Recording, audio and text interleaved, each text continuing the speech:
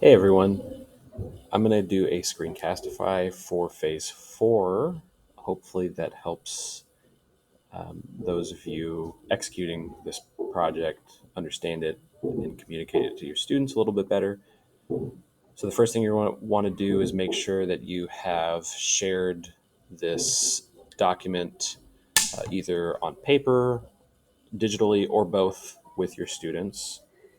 The first step that they're going to take is looking at the responses to the interviews and reflecting on those responses, just writing a few things down to see if any ideas about their identity might have changed or shifted or even been confirmed, and give them a few minutes to do that.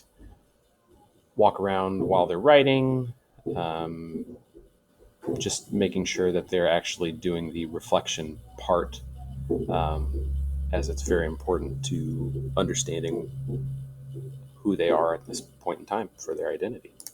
The next section is going to be some videos where they're going to capture some notes.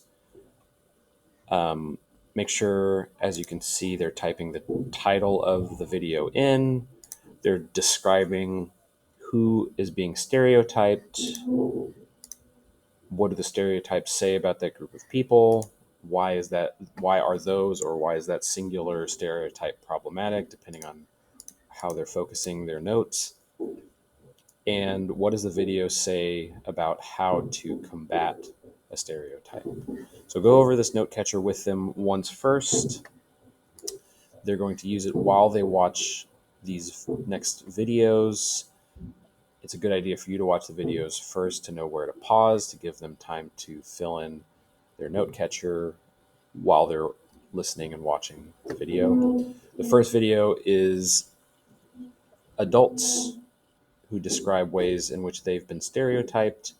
It kind of runs the gamut. It's, race, gender, sexual orientation, all that kind of stuff. The next one is kind of adolescent age kids that are describing more gender based stereotypes as they see it. And then the last video is an animated video that's also about gender roles and stereotypes, as it says right here. If you only wanted to do one of the last two videos, you can. Or if you want to do both, you can. It just depends on how you want to use your time in class. The next section is a linked article on the student page, and it's called Identity and Stereotyping. It talks about what a stereotype is to kind of really stamp that idea. A lot of students will use the word stereotype or versions of the word without being fully sure what it means. So it's a really good idea to kind of talk about this definition and these examples that are coming up and really emphasize that stereotypes are used to discriminate against somebody, and it looks differently in different situations. Be sure to explain the context around these pictures, as it has in the student's article. Take a look at that article first, but each picture is a way to kind of point out that stereotypes exist for all different types of people and have existed for all different types of people for a long time. And then we kind of get over to a matrix, more or less, if you will, that kind of does a more discrete look at what certain stereotypes mean when people use that kind of language. So, a housewife, elderly people, they're often described with a paternalistic stereotype, which usually engages high warmth and low competence. And it's very important as you're talking about this with your kids to make sure they understand what competence is, but also communicate that these stereotypes are not true. Of course, housewife, stay-at-home parent, whatever the term is, older person, disabled person. That has nothing to do with, intelligence or, you know, compassion, empathy, all that kind of stuff.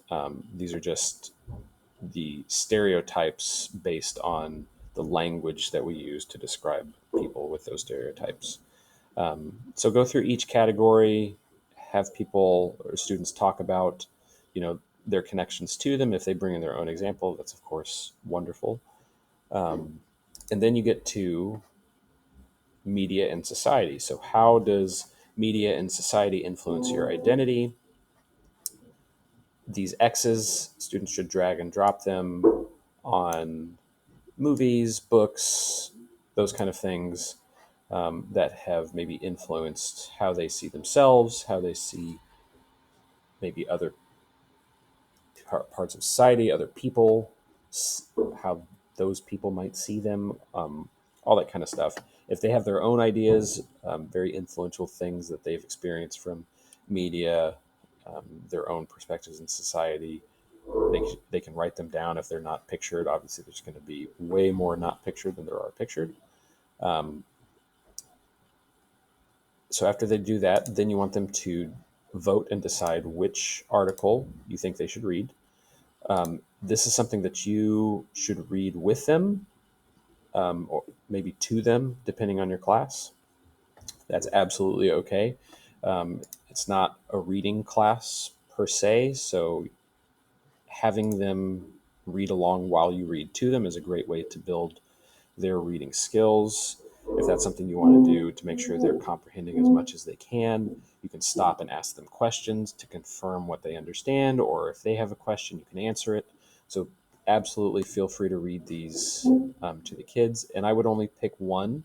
And so, when the kids are kind of maybe taking notes or sharing ideas, they know that they're only thinking about one of those articles.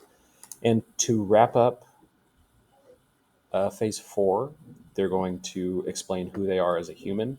I know that some of these quick writes, when they say, who are you as a human, that's kind of a very generic, broad term.